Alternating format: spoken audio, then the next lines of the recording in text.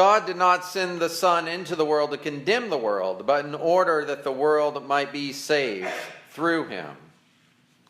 May the words of my mouth and the meditations of our hearts always be acceptable in your sight, O Lord, our strength and our Redeemer. Amen.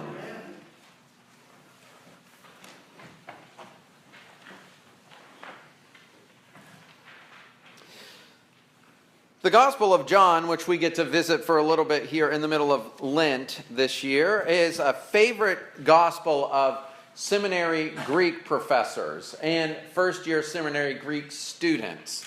And the reason for this is that the Gospel of John has a very small vocabulary. In fact, John has the smallest vocabulary really of any book in the Bible. He repeats words over and over and over again.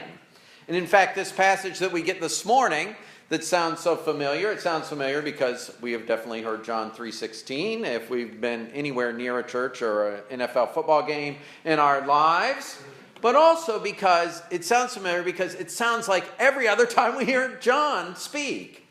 Jesus' words in John have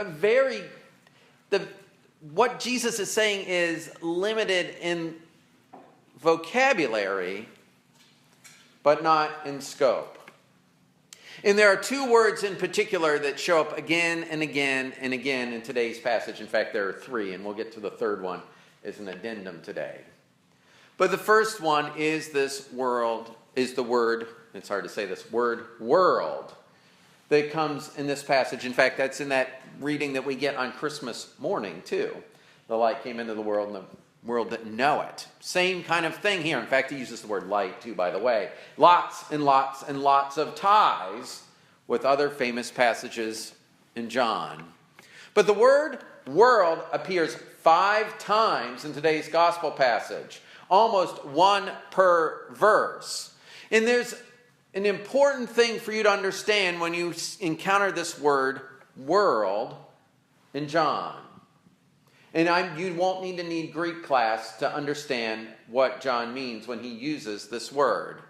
Because the Greek word is the word cosmos here, that we translate as world. And the reason I want to point that out to you this morning is that when we often use the word world ourselves, we often are containing it to our own little planet. In John's understanding of the work of Jesus, that has nothing to do with our planetary rock that we live on. It has everything to do with all of creation. He says, the Son of Man was not sent to the cosmos to condemn it, but that through him, the cosmos, all that is made, would be saved. That's great news. In fact, that's really good news. In fact, this is where we start the gospel message. This is why these verses are so important to the mission of the church, is because this is the mission of Christ. It's to save the cosmos.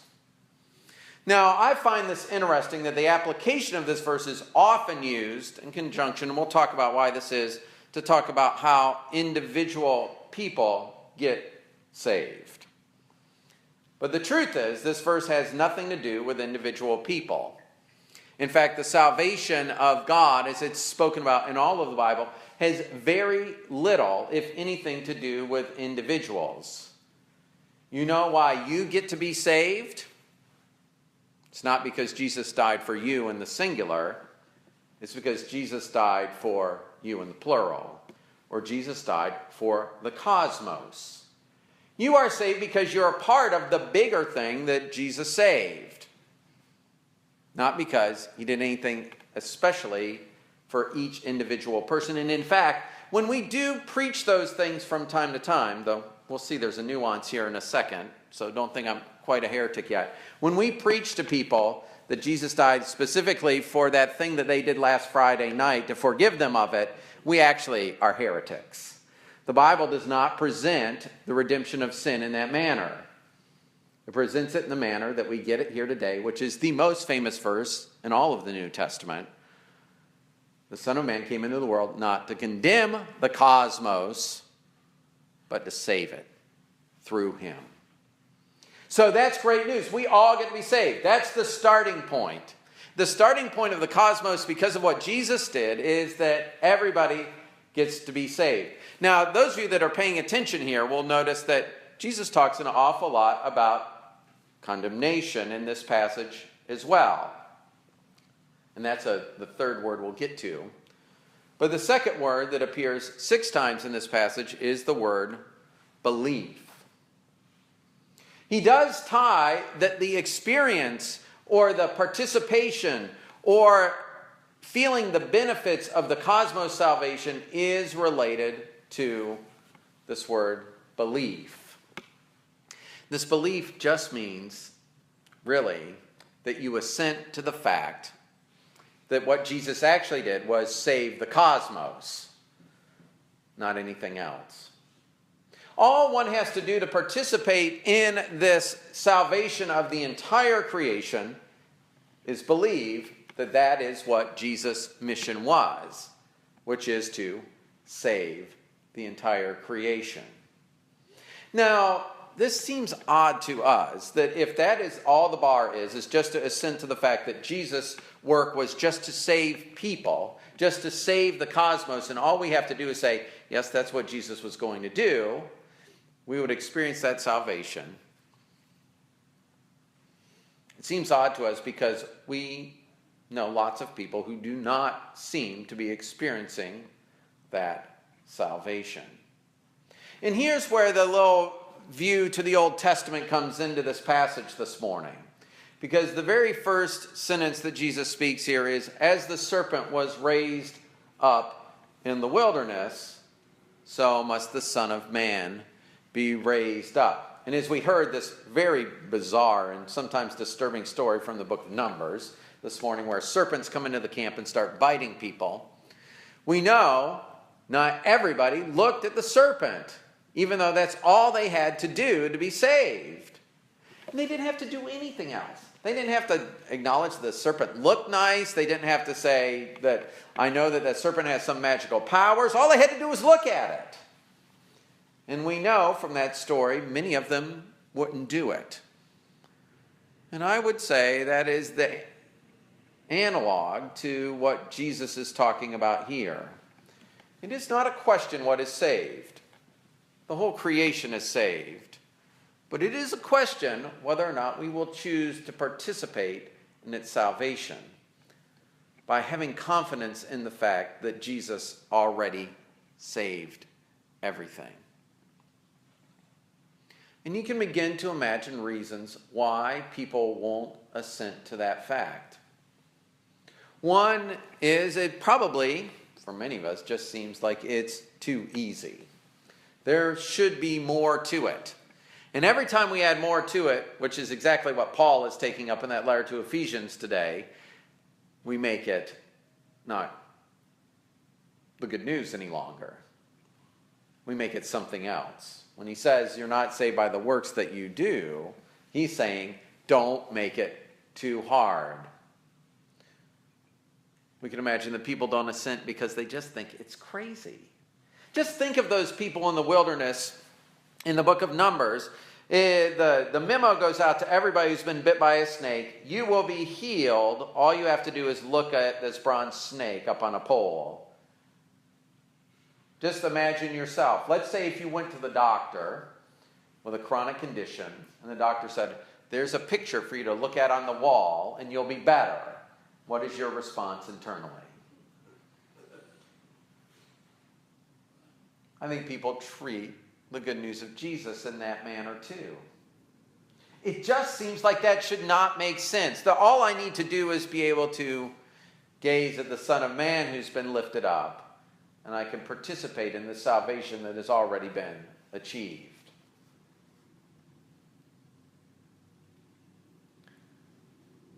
You don't have to think very long to figure out that there are people that just can't get to that state.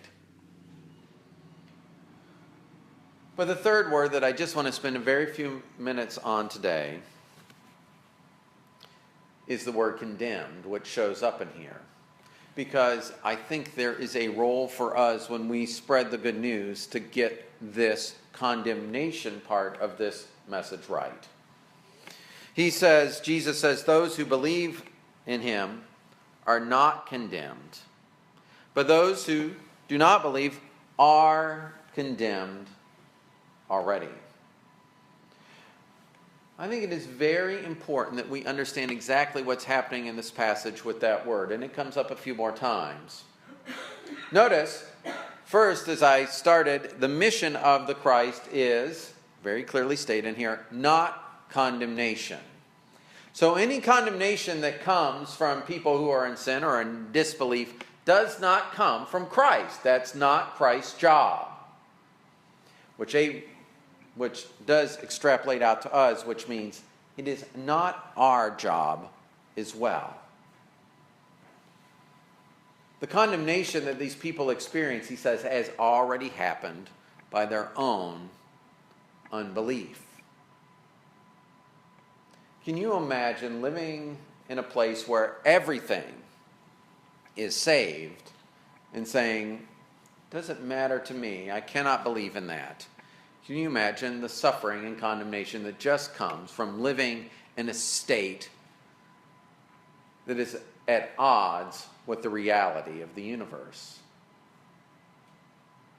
All of the words of condemnation here do not come from some, universal cosmic judgment seat. They come from the person living in their own disbelief and choosing that they would rather find a better way to live than a way that allows them just to gaze on the Son of Man who's been lifted up the way the serpent was lifted up in the wilderness. I think this is a perspective-changing verse, and I think we too often drill down into the details instead of seeing its whole. And the whole here is for us as followers of this Jesus of Nazareth, that we start our mission work knowing that the cosmos is already saved through him. Knowing that we are at odds with people who would rather not look up, either because it doesn't make sense, or because it seems too easy, or because they'd rather do it themselves, or because they think there's some better way to be done because that doesn't seem to have enough of the pieces parts that I need. But also know that they are the ones who are doling out their own condemnation. And what we're doing when we take the mission into the world is not to take more condemnation. And it's not to take more rules and regulations and become those people who disbelieve ourselves. But our job is to invite them to live in consonance and harmony with the reality that has already been achieved through the work of Christ. Because God did not send the Son into the world to condemn the world, not Jesus' job. Jesus had one job. But in order the world might be saved through him. Amen.